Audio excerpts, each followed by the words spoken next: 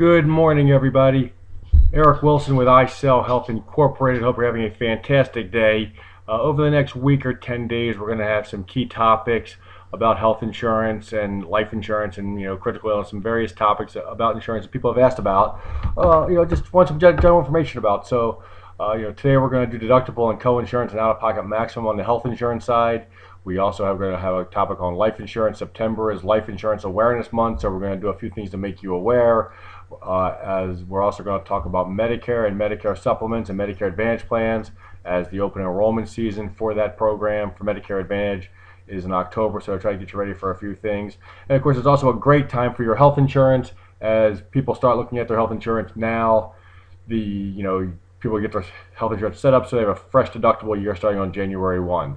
So with that, here we go. Today's topic is deductible and co-insurance. On your health insurance, the things people know mostly about are deductible. What's a deductible? Like, some people want a low deductible, some people want a high deductible.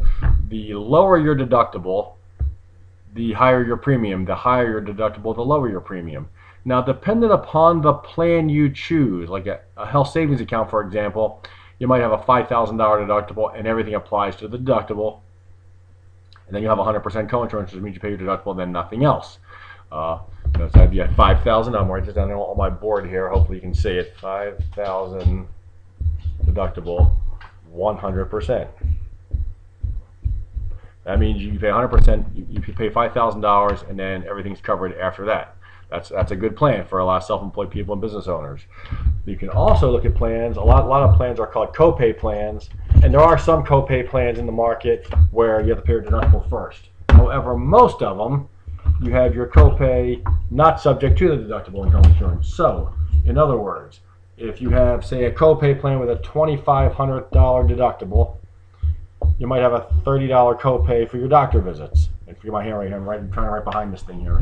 So, on those plans, the $30 copay will not apply to your deductible or your co-insurance. You'll just have a doctor visit copay of $30 or $35 or $20 or whatever it may be.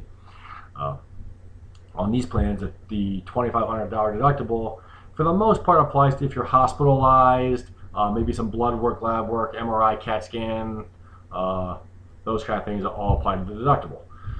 And you have your copay and your prescription plans that are separate on those plans. Deductible is important. You don't want to have a deductible that you can't handle. You can get deductibles anywhere from $500 up to $25,000, whatever you can handle. $2,500 seems to be the norm. $5,000 also. $10,000 starting to become a little bit more common with the rates and the cost of insurance. Now, with that, you have your deductible. Then you have what's called co-insurance. Let me erase this here. Sorry, excuse me. With your co-insurance, that's like your 80-20, 90-10, 70-30, 50-50, whatever. A lot of people will say a 90-10 is better and 80 or an 80-20 is better. It depends on these things. A lot of times on the 80-20 plan, they're fine, except when the out-of-pocket maximum is what's much more important. 80-20 plan, if it was 80, if you had to pay 80% up to $1 million, that's not that great. If it was 50% up to $10,000, that's a lot better deal. Most plans, have an out-of-pocket maximum of somewhere between $2,000 and $5,000 on top of the deductible. A lot of times you'll see co-insurance maximum $10,000 be 80-20 to 10, which means 80%. You pay basically 20% of $10,000, which is $2,000 on top of your deductible. So on that scenario, if you have a $2,500 deductible that we talked about, and then 80-20 to 10 is another $2,000, that means the most you're paying is $4,500. So the out-of-pocket maximum is what's more important in that situation than the deductible. If you have whether that could be an 80-20, that's an 80-20 plan. Some plans are 70-30 to 10 or 50-50 to 10. Now, if it's 50-50 to 10, that means you're paying a $5,000 basically expense on top of your deductible. So if it's $2,500, 50-50 to 10,000, that means 5,000 out of pocket on top of your deductible. It's 7,500, then 100% coverage thereafter. Also, not a horrible situation. So when you're looking at those numbers, 80-20, 70-30, 50-50, it doesn't always matter where the amount is. I mean, what the percentage is, it's what the maximum is. United Healthcare has a plan, and it looks kind of funny. It says 70 30 to 1666. All that is $5,000 on top of your deductible. It's saying the same thing in different. It's getting mathematically to the number, working backwards to it. So it's a good plan. So you need to look at that. But the coinsurance maximum is the big thing. Most of the plans now have removed all the lifetime limits. So you used to have a $5 million lifetime. Now most of them have unlimited lifetime. Not sure that's really that. In some cases, especially if you get a disease, very young in life and a lot of treatment. Most of us, $5 million is a lot of coverage. $1 million is a lot of coverage. You can burn through it. But it takes a long time.